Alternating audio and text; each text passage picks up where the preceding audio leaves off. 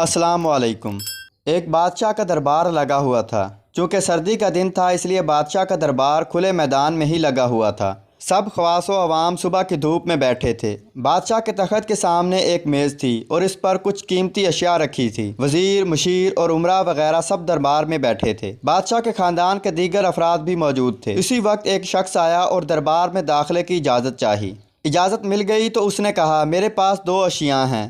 मैं हर मुल्क के बादशाह के पास गया हूँ और अपनी अशिया को बादशाह के सामने रखता हूँ, पर कोई फ़र्क जान नहीं पाता। तमाम हार चुके हैं और मैं हमेशा कामरान और कामयाब होकर लौटता हूँ। अब आपके मुल्क में आया हूँ। बादशाह ने कहा, क्या अशिया हैं?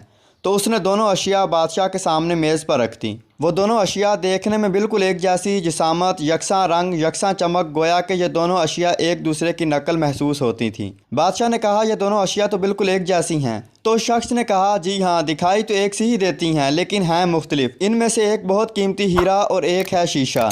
बज़ाहिर ये दोनों एक से हैं। कोई आज तक ये नहीं पहचान सका कि कौन सा हीरा है और कौन सा शीशा। कोई जांच कर बताए कि इनमें से हीरा कौन सा है और कौन सा शीशा। अगर कोई सही पहचान गया और मैं हार गया तो ये कीमती हीरा आपका हो जाएगा, लेकिन शर्त यह है कि अगर कोई पहचान नहीं पाया तो इस हीरे की जो कीमत है इतनी रकम आपको मुझे बतौर इनाम देना होगी। इसी तरह मैं कई ममालिक से जीत कर आया हूँ। बादशाह ने कहा, मैं तो नहीं पहचान सकता। वज़ीर, मशीर बोले, हम भी जान नहीं सकते क्योंकि दोनों बिल्कुल एक जैसे हैं। सबको गुमान था कि अब तो शिकस्त ही मुकद्दर है, लेकिन शिकस्त पर इनाम का मसला भी नहीं था क्योंकि बादशाह के पास बहुत दौलत थी। बादशाह की इज्जत का मसला था क्योंकि तमाम आलम में ये मशहूर था कि बादशाह और इसकी राया बहुत ज़हीन है और इस तरह उनकी बेइज्जती होती। कोई शख्स भी पहचान नहीं पा रहा था। आखिरकार थोड़ी सी हलचल हुई। एक नाबीना शख्स हाथ में लाठी लेकर उठा। उसने कहा, मुझे बादशाह के पास ले चलो। मैंने तमाम बातें सुनी हैं और यह भी सुना है कि कोई पहचान नहीं पा रहा। एक मौका मुझे भी दें। एक आदमी के सहारे वो बादशाह के पास पहुंचा। उसने बादशाह से दरख्वास्त की कि ऐसे तो मैं पैदाशी नाबीना हूँ, लेकिन फिर भी मुझे एक मौका दिया जाए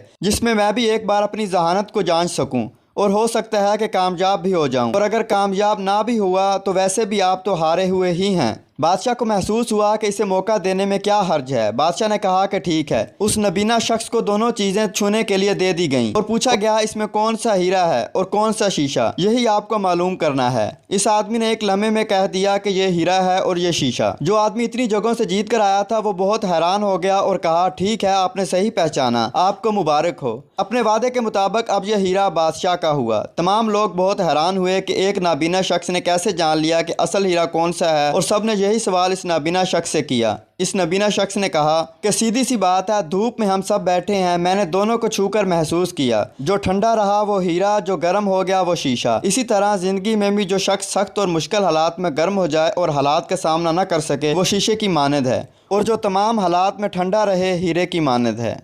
दोस्तों, अगर वीडियो पसंद आया तो इसे लाइक कीजिए और चैनल को सब्सक्राइब कीजिए और बेल आइकन दबाकर ऑल नोटिफिकेशन ऑन कर लीजिए।